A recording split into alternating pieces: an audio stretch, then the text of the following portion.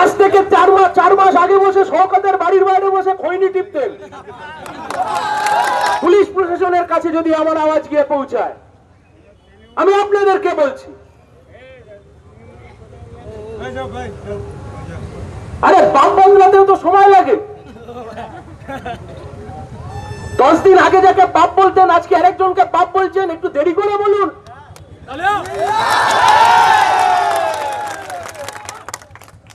বাবা বদলাতে বাপ বদলাতেও তো সময় লাগে।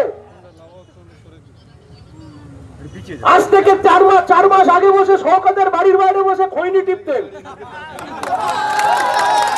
এখন আবার নতুন কোন একটা বিজেপি দালালকে জোটাবেন, তার বাড়ির বাইরে দাঁড়িয়ে খৈনি টিপবেন। আপনি খৈনি ডলুন আর যাই ডলুন, যদি সংবিধান ডলার চেষ্টা করেন রাস্তায় নেমে বুঝে নেব। তৃণমূলের আমলে হাজারে হাজারে মিথ্যে মামলা আমাদের উপরে। তৃণমূলের আমলে হাজারে হাজারে মিথ্যে মামলা, মানুষকে মানুষ মনে করেনি। তৃণমূলের আমলে হাজারে হাজারে মিথ্যে মামলা দিয়ে মানুষকে মানুষ মনে করেনি।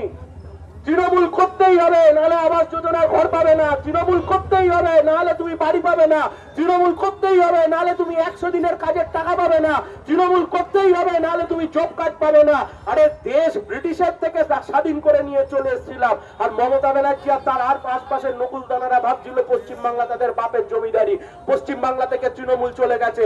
আজকে মমতা ব্যানার্জির আরেক পুরনো সাগরে শুভেন্দু অধিকারী, তিনিও ভাবছেন পশ্চিমবাংলাটা বিজেপির বাবার সম্পত্তি। মানুষ কারোর বাবার সম্পত্তি নয়, মানুষ স্বাধীন। আজ নয়তো কাল আবার মানুষ আপনাকে বুঝিয়ে দেবে, মানুষ আপনাকে জিতিয়েছিল পশ্চিমবাংলা চালানোর জন্য, মানুষের উপর জুলুম করবার জন্য আপনাকে মানুষ জেতায়নি। আমি আপনাদের কাছে কেবল জানতে চাইছি, বলুন তো কি অপরাধ করেছিল লায়েক আলী? পশ্চিমবাংলায় বিজেপি ক্ষমতায় আসবার পরে প্রথম রাজনৈতিক গ্রেপ্তার, গোটা পশ্চিমবাংলার মধ্যে প্রথম রাজনৈতিক গ্রেপ্তার, তার নাম লায়েক আলী। দক্ষিণ 24 পরগনা সিপিআইএম এর জেলা কমিটির সদস্য, বাড়াইপুর পশ্চিম বিধানসভার প্রার্থী ছিল সিপিআইএম এর দুবার। পুলিশ আজকে তাকে গ্রেপ্তার করে 1 মাসের বেশি জেল কাটাচ্ছে। কেন, কি অপরাধ লায়েক আলী? না, লায়েক আলীর অপরাধ বিজেপি ক্ষমতায় আসবার পরে বাড়াইপুরের বুকে ছোট্ট বাচ্চা মেয়েটিকে যেভাবে খুন এবং ধর্ষণ করা হলো, তার বিচার চেয়ে তার বিরুদ্ধে প্রতিবাদ করে লায়েক আলী পুলিশের বিরুদ্ধে সেখানে প্রতিবাদ করতে গেছিল। তাই জন্য আজকে বিজেপি সরকার আজকে লায়েক আলীকে 27টা মিথ্যে মামলা দিয়ে আজকে লায়েক আলীকে জেল খাটাচ্ছে।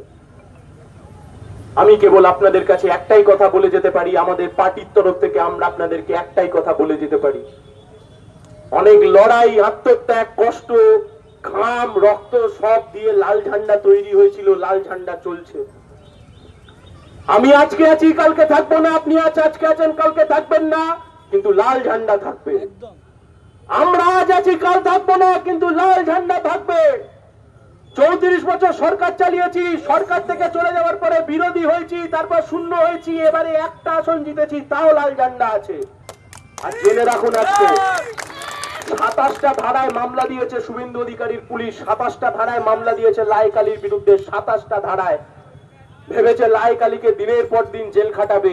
তুমি একটা লায়েক আলীকে যদি জেল খাটাও, রাস্তায় সিপিআইএম লাখ লাখ লায়েক আলী তৈরি করে কাঁধে লাল ঝান্ডা ধরিয়ে দেবে।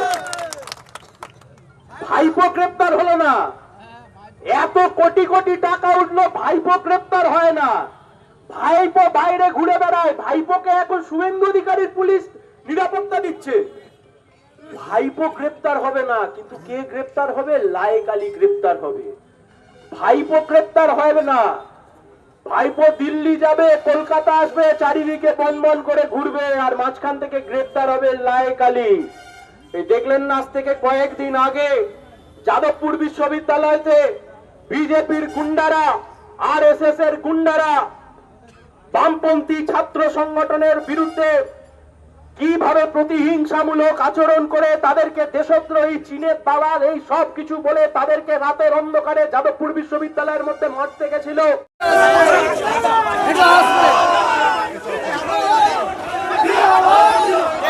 75 লক্ষ টাকা বিক্রি করেছে, সরকারি খাল থেকে মাটি বিক্রি করেছে, মথুরাপুর শাসার খাল থেকে সাতবাড়িয়া নবাসান পর্যন্ত 40 লক্ষ টাকার এছাড়া আমাদের চাকরি দেওয়ার নাম করে ঘর, সরকারি যে ঘর পেয়েছে সেই ঘর দেওয়ার নাম করে আমাদের কাছে একটা লিস্ট আছে। আমরা 48 জন মানুষের একটা স্বাক্ষর করা কাগজ আমরা হাতে পেয়েছি।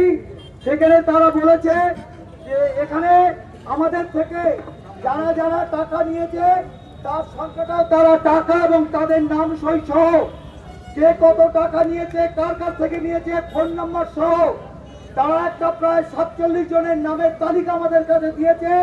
আমরা এই তালিকা থানাতে জমা দেব। আমরা মনে করবো সরকারি আবাসন যোজনার টাকা গরিব মানুষের টাকা যাতে ফেরত পায় সেই উদ্যোগ প্রশাসনকে নিতে হবে, তার লিস্ট আমরা আজকে জমা দেব। এছাড়া আরো আমাদের এসআইআর যারা নাম বাদ করেছে তাদের নামটা যাতে পুনর্নবীকরণ অন্তর্ভুক্ত করা যায় আমরা তার জন্য দাবি রাখবো। আমরা এখানে বলেছি যে ইঞ্জিনম্যান, টোটো এবং অটোরিকশার বিকল্প ব্যবস্থা রুটিন না করে বন্ধ করা যাবে না। পুলিশের তরফ থেকে বারবার তাদেরকে নোটিশ করে বলা হচ্ছে যে রাস্তার উপরে কোনো প্যাসেঞ্জার নিয়ে তারা চলাফেরা করতে পারবে না। আমরা তার প্রতিবাদ করে আজকে থানায় ডেপুটেশন দেব। যাই হোক, এছাড়া আমরা বলেছি এলাকায় মিথ্যা কেস এবং দাদাগিরি করা যাওয়া চলছে, এখন ক্ষমতায় আছে তারা আমাদের মিথ্যা কেস এবং দাদাগিরি করার চেষ্টা করছে, সেগুলো বন্ধ করতে হবে। প্রশাসন থেকে দায়িত্ব নিয়ে সঠিকটা যাচাই করে যেন চেষ্টা হয়, আমরা তারও দাবি রাখবো। এতগুলো দাবি ছাড়া আরো বিভিন্ন দাবি আমাদের আছে। আমরা থানাতে যাব, আমাদের কথা বলবো, আমরা থানার সঙ্গে সহযোগিতা করব, এই কথা আশা আপনাদের কাছে রাখছি। যদি আমাদের কথা না রাখে তারও আরো বৃহত্তর কোনো আন্দোলনের কর্মসূচি আমাদের পার্টি নেবে, এই কথা আপনাদের কাছে রেখে আমি আমার কথা শেষ করে আমরা এখন থানা ডেপুটেশনে যাব।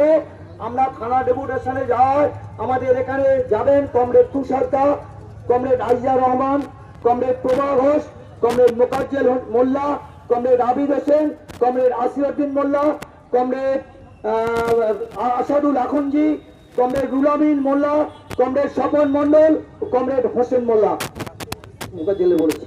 এই কজনা আমাদের যাবে। আমাদের এখন আমাদের বক্তব্য এবং আইয়ার ভাই বলবেন আমাদের সভাপতি।